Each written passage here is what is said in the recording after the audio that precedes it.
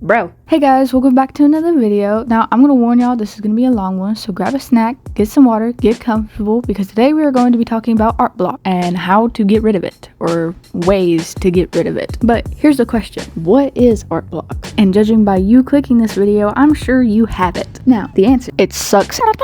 It is when an artist can't create or doesn't feel like they can create. You want to make art, but you're just stuck. You feel your art isn't good enough, or maybe you're intimidated by a blank canvas or piece of paper, or maybe you're just in a slump, but you really want to create. How do I get out of art block, you may ask? Well, here are 12 ways that may help you defeat the wretched creatives block we all, as artists, despise. Note, I am not a professional whenever it comes to giving advice, but I promise I will do my best to help you guys as fellow artists. Now, this video will contain things that have helped me out whenever it comes to art block and other things that I've picked up along the way. I am in no way wanting to push onto you the idea of the right way to get out of art block, if there even is one. This is just knowledge passed from one artist to another that I hope will inspire others, because there really is, in my opinion, no wrong or right way to get out of art block. Everyone's brain works differently. You may pick up a few things from this video, or maybe none at all. It all really depends on you at the moment.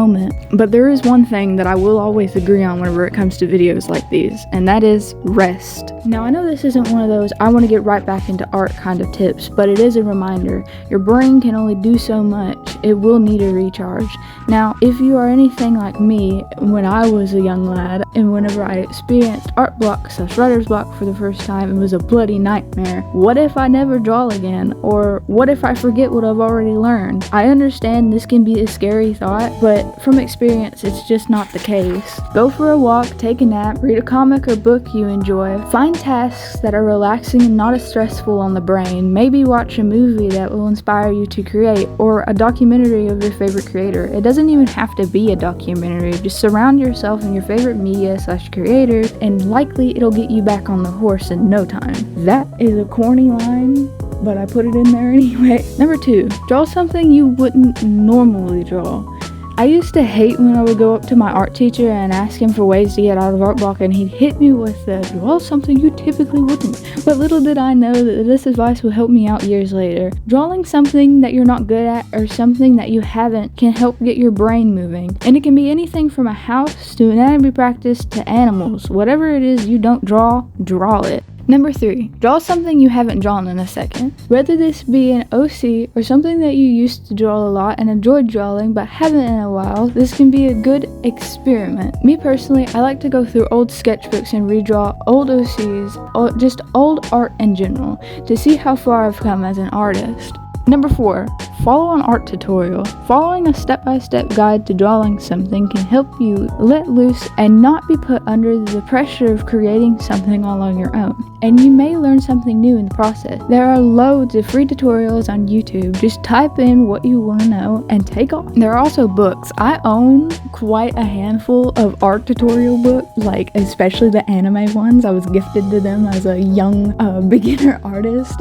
Do y'all still have your books that you got whenever you were a beginner? Just wondering. I still flip through them sometimes and think of how nostalgic they are.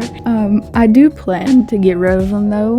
Maybe another young artist can find them useful. Number 5, use an art base. This has always been one of my go-tos whenever it comes to art block. In my opinion, it's like skipping the first few steps whenever it comes to digital art and getting right into the line art and coloring. I understand that using a base can be controversial, but as long as you credit the artist that made the base, you should be fine. You just have to do a little digging. It's never okay to claim works that isn't your own, but tracing isn't a bad thing. It's a form of learning. I done it whenever I was little. I have a few friends that did it whenever they were little, and I'm sure you have too. Just please don't steal other people's art.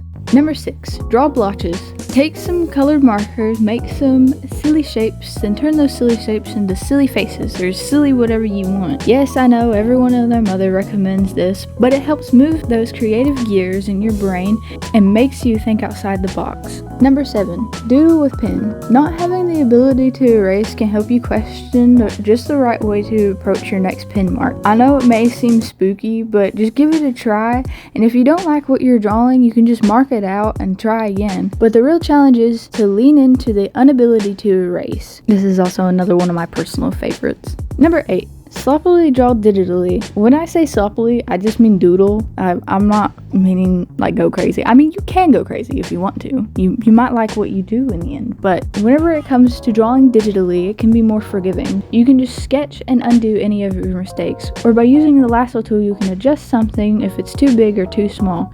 You can even copy and paste. I'm not saying make a finished masterpiece, I'm just saying small doodles of whatever you feel like drawing at the time. Doing so can help you get more comfortable whenever it comes to art and drawing in general. Number 9, dress up games. Dress up games like Gotcha or Pit Crew or even Roblox can be a great way to relax while also being creative. You can make your OCs or make up completely new ones. Just mess around with them. And say if you're overwhelmed by what Gotcha Life 2 and Gotcha Club has to offer, there is always Gotcha Life. And if you want, you can make your OCs do silly things. Number 10, mess with different materials. Maybe you have some watercolor that you haven't touched in over a year. Use that, or any material that you haven't touched in a second. You don't have to make finished pieces. Just play around with whatever materials that you may have lying around. Number 11, arts and crafts. There are lots of DIY tutorials out there. Being creative doesn't just involve you, a piece of paper, and a pencil. You can do anything to your heart's content. Just look up simple DIY or arts and crafts tutorials on YouTube. Say, for example, origami or a paper doll. Those have been getting pretty popular here recently, and they're very fun to make.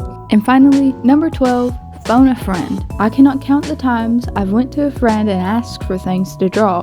Do I always draw what they suggest to me? No, but that's on me. But when I really draw what they suggest to me, it's like a little refresher. I don't have to come up with ideas on my own. I have my homies to help me out. And I try my best to give them suggestions whenever they ask too, but more often than not, it's an I don't know from me.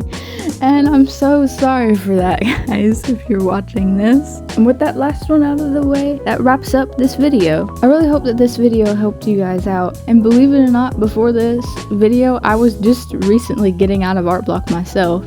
And please remember not to push yourself so hard whenever it comes to stuff like art block. It's okay to stop, stand up, put the pencil down for a bit, take a breath. I promise art block isn't forever. I literally thought that this video was gonna be like 20 minutes long, and I told you guys to buckle up, but it's only 7 minutes. I guess what I meant was it's gonna be like a very info-filled video. I probably should have said that in the beginning, but hey, too late to go back now. I hope you enjoyed, and if you did enjoy, please subscribe and all that other jazz. That's all I have to say for this video. I hope you guys are having a lovely day or night wherever you are in the world. I love y'all, and I'll see you in the next video. Bye guys. Bye!